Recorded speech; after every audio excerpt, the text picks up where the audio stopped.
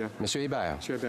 Deuxième rangée à ma droite. Second row on my right. Mr. Hiking. Mr. Hiking. Mrs. Lockhart. Ms. Lockhart. Monsieur Lauzon, Argenteuil, La Petite Nation. Ms. Lauzon, Argenteuil, La Petite Nation. Monsieur Cormier. Monsieur Cormier. Mrs. McCrimmon. Mrs. McCrimmon. Mr. Algabra. Mr. Algabra. Mr. Oliphant. Mr. Oliphant. Mr. Carr. Mr. Carr. Ms. Gould. Ms. Gould.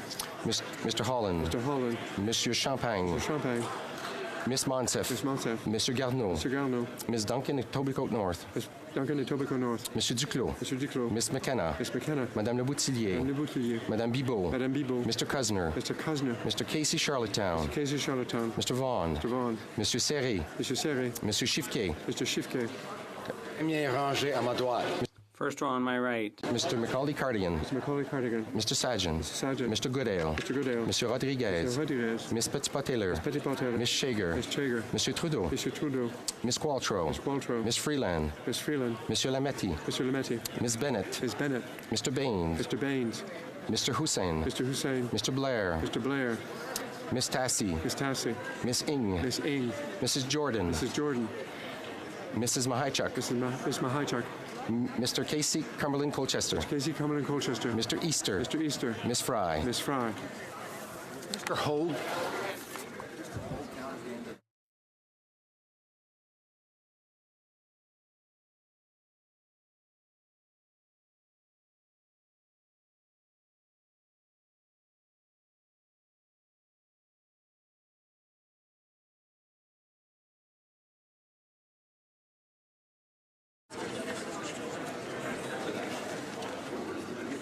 Yeas pour 50, 50. Nays contre 231, 231. Je déclare l'amendement. I declare the amendment defeated. On the main motion, the question is as follows. Mr. Christofferson, seconded by Ms. Ramsey, move that in the opinion of the House, a special committee chaired by the Speaker of the House should be established at the beginning of each new Parliament in order to select all officers of Parliament. Is it the pleasure of the House to adopt the motion? All those in favor of the motion will please say yea. All those opposed will please say nay. In my opinion, the nays have it. All those at my left in favor of the motion will please rise. Mr. Christofferson. Sixth row at my left. Miss Wilson-Raybould. Miss Wilson-Raybould. Mrs. Caesar-Chavannes. Mrs. Caesar-Chavannes. Mr. Weir. Mr. Weir. Monsieur Plamondon. Monsieur Plamondon. Monsieur Boudria. Monsieur Boudria. Monsieur Sainte-Marie. Monsieur Sainte-Marie. Monsieur Thériault. Monsieur Thériault. Madame Posé. Madame Posé. Monsieur Fortin. Monsieur Fortin. Monsieur Barcelou-Duval. Monsieur Barcelou-Duval. Monsieur Bernier. Monsieur Bernier. Fifth row at my left. Mrs. Philpott. Mrs. Philpott. Miss May, Saanich Gulf Islands. Miss May, Saanich Gulf Islands. Mr. Manley. Mr. Manley. Miss Duncan, Edmonton Strathcona. Miss Duncan, Edmonton Strathcona. Mr. Donnelly. Mr. Donnelly.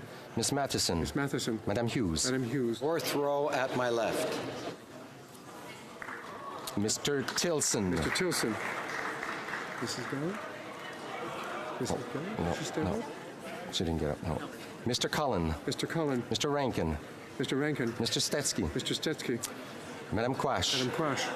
Madame Boutin-Sweet. Madame Boutin-Sweet. Madame Laverdière. Madame Laverdière. Madame Moore. Madame Moore. Row at my left.